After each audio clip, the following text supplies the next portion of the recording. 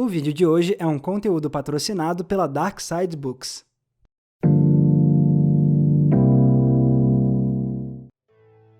Se você procurar na internet por listas dos melhores filmes de terror dos anos 90, você vai ver em quase todas elas um longa que muita gente não conhece. O Mistério de Candyman, de 1992 e dirigido por Bernard Rose. E apesar dele ser aclamado, fica evidente que esse filme não tem a mesma popularidade de outros clássicos do terror dos anos 90, como O Silêncio dos Inocentes, Pânico ou A Bruxa de Blair. Então, se Candyman é celebrado hoje em dia, é graças aos críticos e aos fãs mais ardorosos de terror que deram à obra o status de clássico cult. E eu concordo com eles, porque acho Candyman um filme de terror único. Inclusive, acredito que Candyman merecia ser celebrado não apenas por um público mais de nicho, mas também pelo grande público. Ele merecia ser tão popular quanto outros filmes de horror de sua década. Sabendo disso, o pessoal da Dark Side Books me convidou para fazer um vídeo especial sobre o mistério de Candyman. Afinal, eles estão lançando Candyman, o livro escrito por Clive Barker que deu origem ao filme. Se você não conhece muito bem o Clive Barker, saiba que ele é um dos mais aclamados escritores contemporâneos de horror, junto com o Stephen King. E assim como aconteceu com Stephen King, a obra literária de Barker foi bastante adaptada para o cinema. Pois bem, adivinha qual dessas adaptações é a mais celebrada? Exatamente, Candyman. Então vamos entender melhor o que faz esse filme ser tão bom e por que ele merecia ser mais do que um clássico cult. Ah, e antes de continuar, fica o aviso. Esta análise contém spoilers do filme. Beleza? Tá dado o recado, então vamos lá.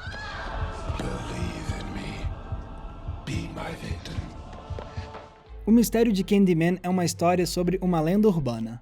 Segundo ela, quem fica de frente para um espelho e fala o nome do Candyman 5 vezes seguidas, acaba invocando o assassino, um homem misterioso com um gancho no lugar de uma das mãos. E é claro que ele prontamente chega para te matar. Pois bem, é exatamente essa lenda urbana que a protagonista Helen quer investigar para o seu trabalho de mestrado em sociologia. E por ser uma mulher cética, é claro que ela decide falar o nome do Candyman 5 vezes seguidas em frente ao espelho. Candyman, Candyman, Candyman, Candyman. Candyman. Com uma premissa dessas, Candyman logo de cara pode gerar no espectador uma certa expectativa sobre qual tipo de filme ele vai ser. Podemos esperar que essa vai ser uma trama sobre como o Candyman se mostra um serial killer, deixando para trás um rastro de corpos simplesmente pelo prazer de matar. Poderíamos esperar também que Helen fosse a tradicional Final Girl, o arquétipo da mulher que sofre o filme inteiro e que é a única que sobrevive no final após derrotar o vilão. Mas a graça é que Candyman acaba subvertendo essas expectativas e se prova uma trama mais rica do que parece ser num primeiro momento. A começar pelo próprio vilão da história. Se a gente esperava que ele seria introduzido rapidamente na história para que a carnificina começasse cedo, a gente logo quebra a cara. Porque, em vez disso, o vilão demora muito para aparecer. Sua presença no início é muito mais sugerida, e quando ele finalmente surge por completo pela primeira vez, já se passaram 45 minutos de filme. Do I know you? No. But you doubted me. E a partir daí fica evidente que Candyman é muito mais do que o seu típico psicopata. Não vamos esquecer afinal que esse longa veio na esteira da mania por filmes de psicopatas nos anos 80, com franquias como Sexta-feira 13, Halloween e A Hora do Pesadelo.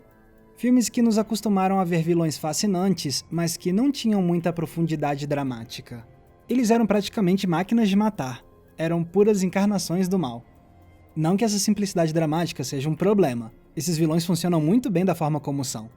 Mas o mistério de Candyman se destaca muito no subgênero de slasher justamente porque ele trata seu vilão de outra maneira. Para começo de conversa, Candyman é um assassino com uma característica inesperada para um slasher. Ele é sedutor.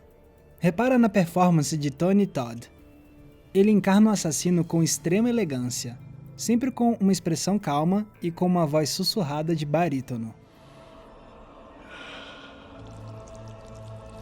Be my victim. Be my victim. Sem contar que Candyman tem outra qualidade que não vemos em outros slashers. Em vez de ser um assassino mudo, como são os mais famosos psicopatas do cinema, ele é extremamente articulado. Suas falas são rebuscadas e poéticas. Junte isso à atuação de Tony Todd e o resultado é um vilão surpreendentemente hipnotizante. I am the writing on the wall, the whisper in the classroom. Without these things, I am nothing. So now I must shed innocent blood. E se tudo isso não fosse suficiente, Candyman também se diferencia graças à sua construção dramática, porque o roteiro faz todo um trabalho de humanização do assassino. Em certo ponto, descobrimos que Candyman tinha sido um artista negro que viveu durante a Guerra Civil Americana. Um homem que iniciou um romance com uma moça branca de família rica, chegando a engravidá-la. Mas o pai da moça fica indignado ao ver a filha se envolvendo com um homem negro e por isso manda seus lacaios lincharem o artista até a sua morte. E assim surge o fantasma que viria a ser conhecido como Candyman. E essa trágica história de origem nos pega desprevenidos porque ela mostra que o vilão do filme, na verdade, era apenas um homem inocente morto por um crime de ódio. E ao fazer o público empatizar com a tragédia do personagem, o filme cria um vilão mais tridimensional. Your disbelief destroyed the faith of my congregation. Without them, I am nothing. So I was obliged to come. Mas não para por aí. No ato final, a gente descobre a verdadeira razão pela qual o Candyman persegue a Helen sem nunca matá-la. Porque ele a enxerga como a reencarnação da mulher que ele amou quando ele era vivo.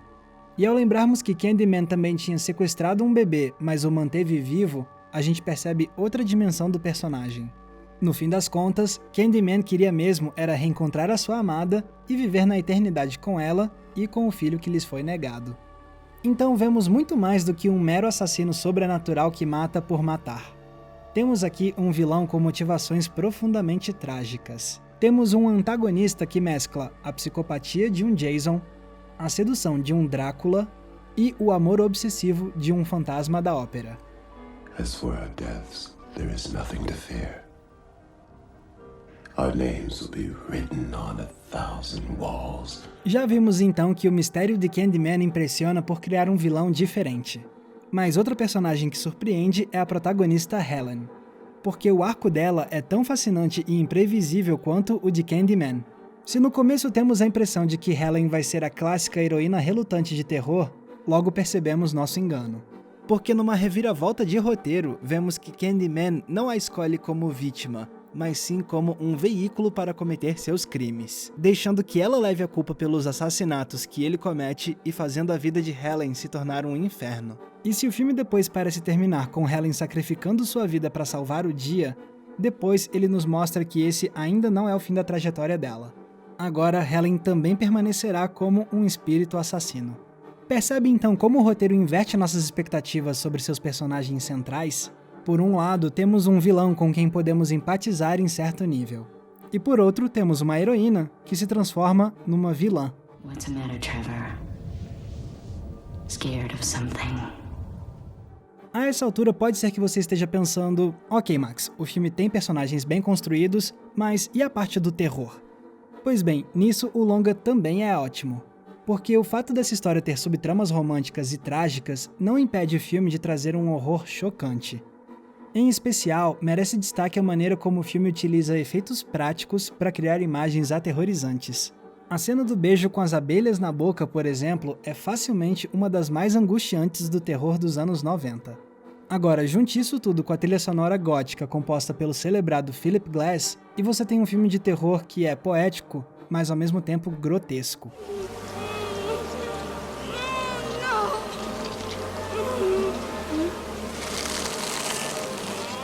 E ainda falta falar de outra qualidade inesperada de O Mistério de Candyman, sua temática racial.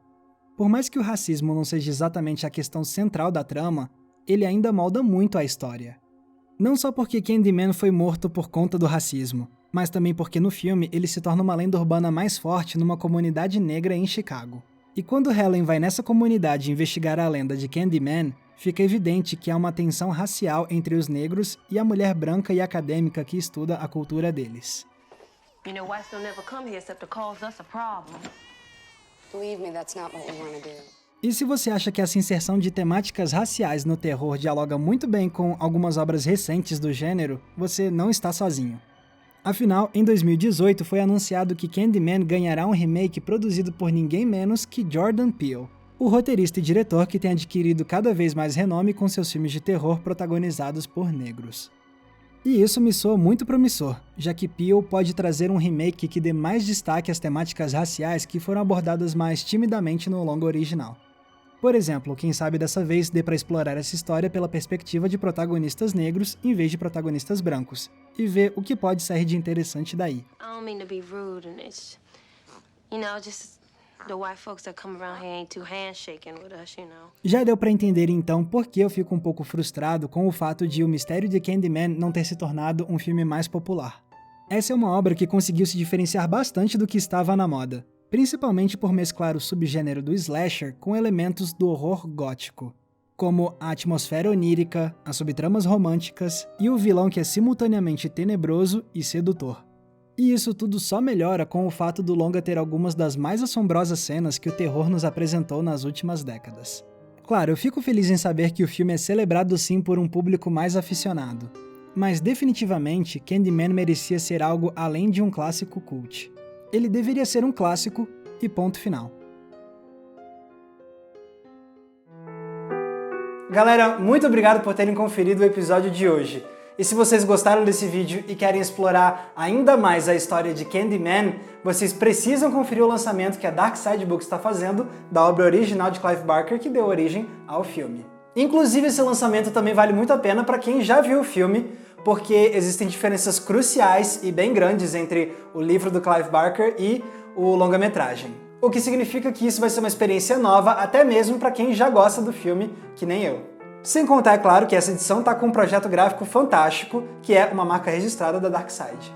Se você se interessou em adquirir o seu exemplar de Candyman, usa então o nosso link afiliado que eu vou deixar aqui embaixo na descrição, porque através dele você garante a sua cópia e ainda por cima ajuda a gente a financiar o nosso trabalho sem nenhum custo adicional para você. Então vá lá e garanta já o seu exemplar desse clássico do terror que é Candyman. Lembrando também que se vocês quiserem me acompanhar nas redes sociais, é só procurar usando os nomes que estão aparecendo aqui embaixo. E não se esqueçam, é claro, de curtir esse vídeo e se inscrever aqui no Entre Planos para não perder nenhum dos nossos episódios. Mais uma vez, muito obrigado pela audiência, um abraço e até a próxima sessão.